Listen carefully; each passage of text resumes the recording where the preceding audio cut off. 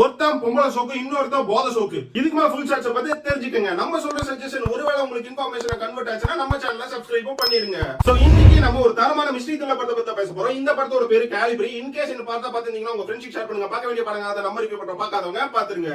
ரெண்டு தீவிரமான ஃப்ரெண்ட்ஸ். இவங்க ரெண்டு பேரும் என்ன பண்றாங்கன்னா மான வேட்டையாடுறதே ஒரு தொழிலா வச்சிருக்காங்க. சோ அதுக்காக சொந்த ஊர்ல இருந்து வேற ஒரு ஊருக்கு, அதாவது ரெவன்ஸ்ங்கிற ஒரு ஊருக்கு மான வேட்டையாட போன இடத்துல பொம்பளை சோக்குல மாட்டி இன்னொரு விஷயம் போத சோக்குலயும் மாட்டிடுறாங்க.